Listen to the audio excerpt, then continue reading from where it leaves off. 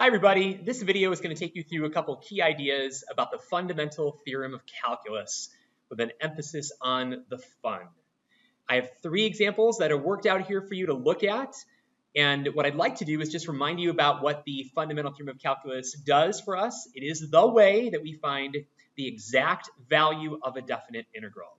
So we no longer need Riemann sums or trapezoids or the ability to count squares. We can go right to FTC if I have an integral with an upper and lower bound attached to it, and I can tell you the exact value of it, which is also the exact area between the function itself and the x-axis. So in these 3 examples, you can see that I've written an antiderivative of the function that's in the integral. We then want to compute the value of the antiderivative from the upper bound and then minus the lower bound. So if I call the antiderivative g, then I'm going to do g of b minus g of a, where a and b are my lower and upper bounds of integration. But the other thing that I wanted to show you in this video was simply how to use our calculators.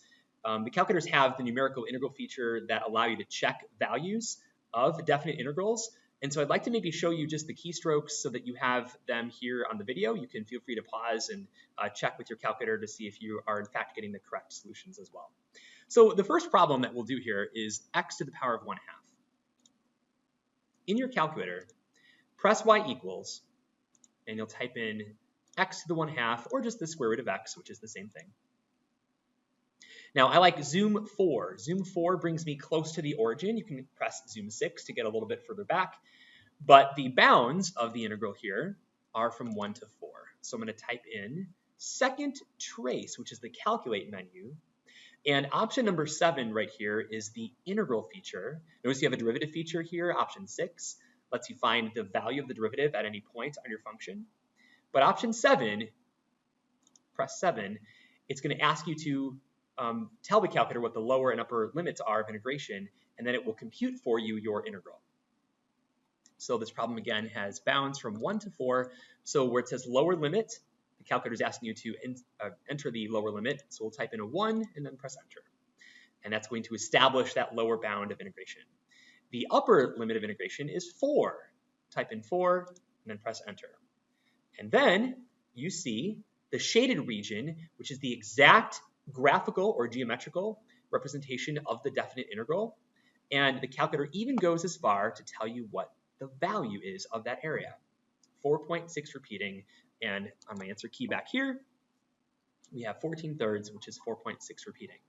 So FTC is important to know how to do by hand, where we're not using technology, but we're writing an antiderivative. We're plugging in the upper bound, plugging in the lower bound, taking the difference between the two, and simplifying. That's going to be an important skill for you.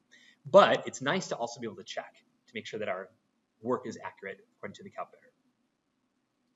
Now, let's try another example. We'll clear out that one, and we'll try the integral of sine x. So type in sine of x. Now make sure that your calculator is in radian mode. You're going to press the mode button here and double check that the word radian is highlighted. We don't want to be in degree mode for calculus. We want to stick with radians. So in y equals, sine of x is there. Press zoom 4. There's our sine wave.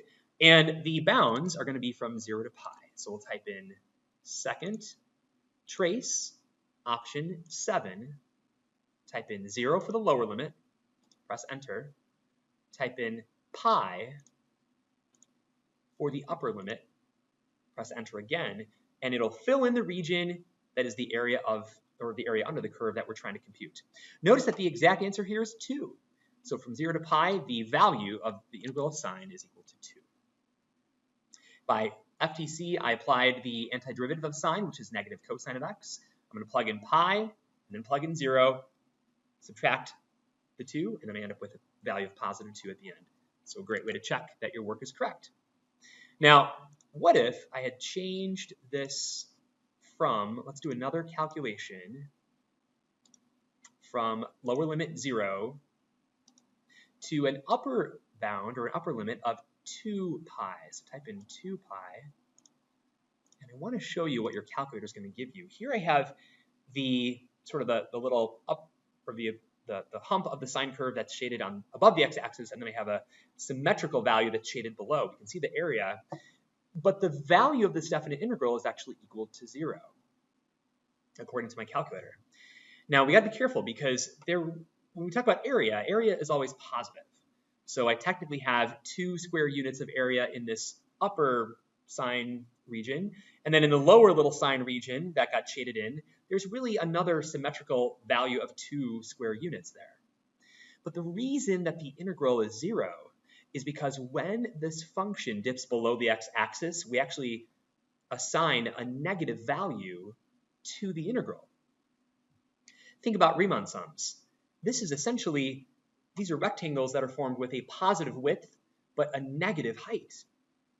The height of those rectangles are in the negative y direction, so a positive width times a negative height overall gives you a negative value for the area. Now, again, area is always positive, but the definite integral, in this case, whenever regions go below the x-axis, the sign, the sign, sign of the definite integral will take on a negative value. So be aware of that. The only case where that won't be true is if your directional bounds start on the right and travel to the left, in which case you would have a negative width and a negative height, which would counteract and create a positive sign on the definite integral. Those are integral properties which we'll look at in future videos. But it's interesting to note here that if you compute the integral from 0 to 2 pi of sine of x, you end up with a value of 0 for that integral. Now, one last thing to show you. If we clear and go back to the home screen, type in math option 9, which says FNINT. That is the calculator's numerical integral feature. And this is a great tool, really awesome. You can type in the definite integral directly into your home screen. So let's type in the integral from 1 to 4 of x to the power of 1/2. Lower bound, upper bound, and then the square root of x is the same thing as x to the 1/2. Make sure you enter the dx, the independent variable right there that matches the integrand. Press enter, and right there on the calculator's home screen, you have your value of 4.6 repeating. You can press second enter to retrieve the previous entry if you want to go back and maybe just alter one of the bounds or both of the bounds, or just change the function outright.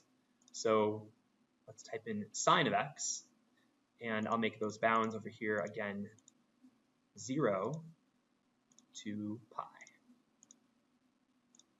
And press enter, and there's our value of 2. So those are the keystrokes.